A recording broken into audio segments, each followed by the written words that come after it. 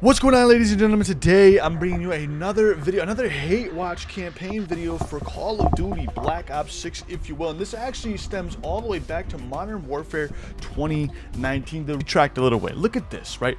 Multiplayer's drowning in the pool. Mama Treyarch's holding up the Call of Duty Zombies franchise, is literally keeping this game Black Ops 6 alive. And then we could drop back down and look at Warzone. The state of Warzone, the state of multiplayer, absolutely insane. We got hackers, we got skill-based matchmaking data being released on every single player. If you have data out there in Black Ops 6, it is most likely going to get leaked, probably by you, to figure out what your scores are. And it's a very good thing though, because now we can really see what this skill-based matchmaking is about. It's not about your KD, guys. It never was about your score, your score-based matchmaking, I should say, right?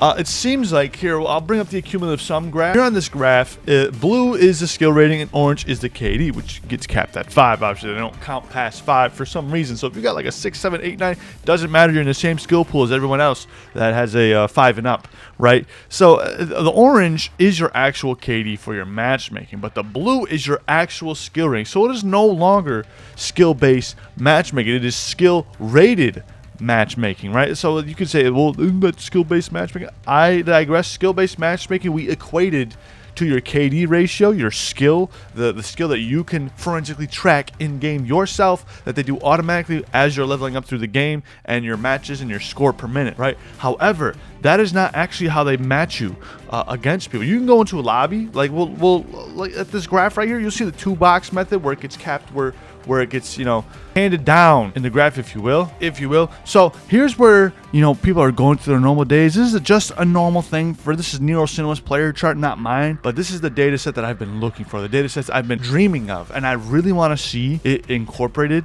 in when you buy certain bundles versus when you don't buy certain bundles, because I do think there's a premium skill-based matchmaking, or a premium score-based matchmaking, if you will. A skill score has been assigned to every single player. They've been tracking your player data since Modern Warfare 2019. Insane. So this is where right in the middle of this graph, 2-boxing was patched. Right there, you can see how low that score was, how low this guy was. This guy was dropping nukes and everything like that. It's insane. And then the minute 2-box got patched, he went below the average, which is normal, because we end up finding out later on with, here's this other chart here with the orange still being equated. The sum, and the cumulative sum, is 1.75 or 1.60, depending on how lenient you're going to be. 0 seems to be the cumulative sum of the average, so they base the system on it being 0. Now, 0 is the baseline form factor, so you could go into the actual negative skill score, meaning you're far below skill level, right? You're the average sum of players currently on B06, and you drop below 0 means you're below average. If you're above it, we can measure, you know, our wangs, you know, Call of Duty wangs and stuff like that. You're above it, cool, you're gonna get crazier lobbies. You're below it, cool, you're gonna get easier lobbies, but it might equate to the similar skill that you have at the same time. So 1, this is pretty genius. It's a way to keep players coming back, but 2, it really hurts the bottom line and ultimately undermines the status quo of what it means to be a hardcore Call of Duty fan, an avid casual, right? Excuse me, an avid player, not a casual. A casual is going to have a far better experience than some hardcore Call of Duty player, because they're just going to be playing a lot more. You are not rewarded for your time is the big con to this. The more time you put into the game, the more punished you're going to be, and that's what these graphs end up showing here. So yes, this skill score matchmaking, which is insane. SBMM, is that even a thing? We added an extra S to SBMM? No way. There's no way. I ended up just getting these crazy graphs, and it really shows that the bottom line is they put this giant engineered engine, background working, skill score based matchmaking, whatever you want. The reptilian overlord father Treyarch is always watching us. Activision dads everywhere. Big brother Activision, if you will, knows everything about you as a player. And I have no doubt in my mind that they're using these data sets, these score matches and data sets, to absolutely track how well your hit registry is doing, how accurate you are, where you move, your tendency to slide, jump, cancel reloads, your decision making on flags and search and destroy, and it literally goes all the way into Warzone and ranked everything. They know everything about you now. And I mean, some might say, well, Horizene, is this such a bad thing? So it's going to try and give you the best player experience? Yes, it is, because it cuts people off in a certain pool. You don't move up the ladder, you don't move down the ladder. You think you're going to be all right, and then you actually go and play some real competition, and you realize how far off you really were. Or you're really good at Call of Duty, and then you go and join an average map, and you're like, wow, these players are really bad, and those players are not having a good time either now because they've been so segregated from your skill pool. I mean, you might have a blast, right? But I mean, that's one person out of 10 people. And if I wanted to make the majority of people happy to get, garnered votes, I want to make those 9 people happy over the one person who's going to be happy in that lobby. So I can understand why they have a certain bracket. However, we can go on to talk about moving down score brackets. Now, the matchmaking itself is predictive matchmaking. It's predictive scoring, if you will. So if you're on a gradual downcrease, we'll go back to the original chart here.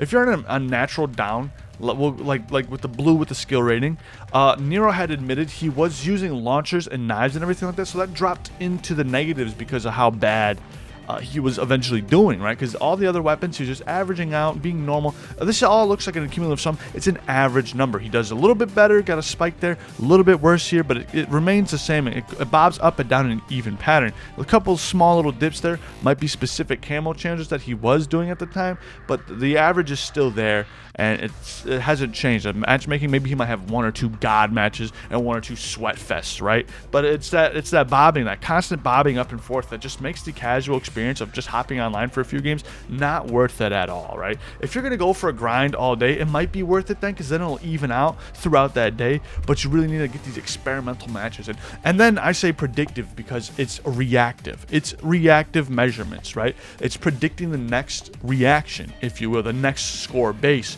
if you will. The skill score that comes after it is predictive.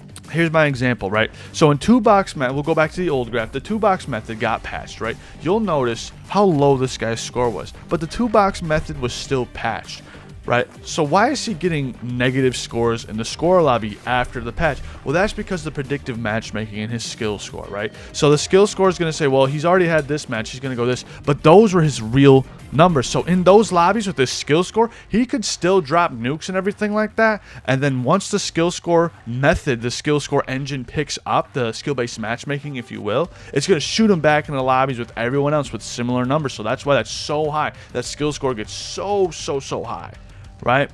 I mean, it just jumps, and it's not even a cumulative sum of the average. This is not an average chart. The majority of the chart is low 100. Some reason now he's up in higher 2 to 300s as soon as 2-box gets patch, but he had close to 5 to 10 matches, 3 to 4 or 5 to 6 different days where there was no reaction, right? So it's not to say that your skill score can be increased in a day. It's definitely going to take some time. Or close to 50 matches is the cumulative score. It seems to be like I think that's their methodology here.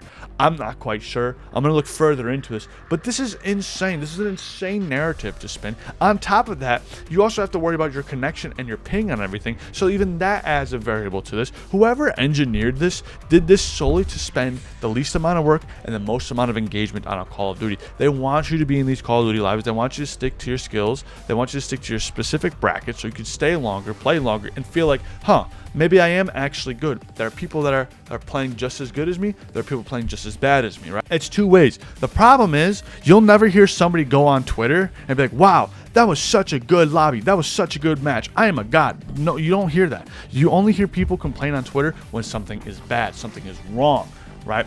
So I think skill-based matchmaking, it's okay for casual engagement, but for hardcore players, I really don't think we should have skill-based matchmaking. You should be in a protective class. If you are really that bad and you're a casual player, you should be put in a protective class in a protective lobby, right?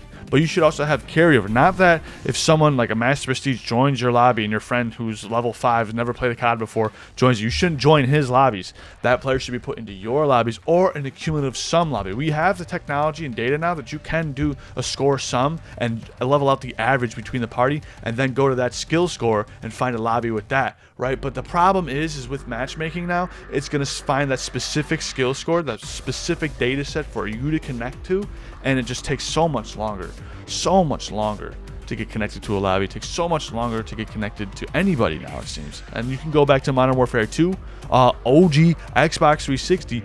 No skill-based matchmaking at all. You don't know who you're gonna find in that lobby, but it seems that everyone has an enjoyable time. You're either getting shit on or shitting on other players. What happened to those days in Call of Duty? You drop an AC-131 match, someone gets mad, starts sweating, uses one-man army neutral to get the upper hand on you, absolutely scum saves the crap out of that lobby, and drops a nuke on you, right? No longer are those days there. And then on top of that, there's all the censorship and all the other added stuff to make Call of Duty PG and all this other. It's just unfortunate as it is. But the other thing I am worried about is the evidence that Prime Pete had found, and then the other videos that they had going on about the whole AI stuff going on. They're tracking your cameras, webcams, a bunch of DLLs on your PC. I have no doubt in my mind this score set is just the surface. It's just scratching the surface of AI created players. How do we know we've not already been playing against AI versions of ourselves? There could be a carbon copy of you with your skill score, your player data sets, everything just running around right now in Verdansk. Possibly. I don't know. Other news, we're moving away from this. We got some zombies news, guys. What I just want to know, we're gonna get a little palate cleanser here, right? What do you guys think of Liberty Falls now? We're all into the new year, 2025. A few months into this map, absolutely, I think it's one of the greatest zombies maps ever. Just so that's not true. Kino der Toten and Shadows of You are my favorites all time, right? But there's rumors that one of these iconic SMGs may be returning. The PPSH, maybe the MP40. What would you guys have in Black Ops 6? Let me know in the comment section below. If you made it this far in the video, are you team PPSH? Are you team MP40? Let me know. Hit me with a sunshine emoji or some kind of sun emoji if you made it this far in the video. Guys, I love you. Be good, be kind, be safe to each other. I'll see you all in the next one. Subscribe if you are brand new, and show me and tell me what your skill score is on Twitter. Follow me at Horizene for sure on Twitter. I'll see you all later. Peace.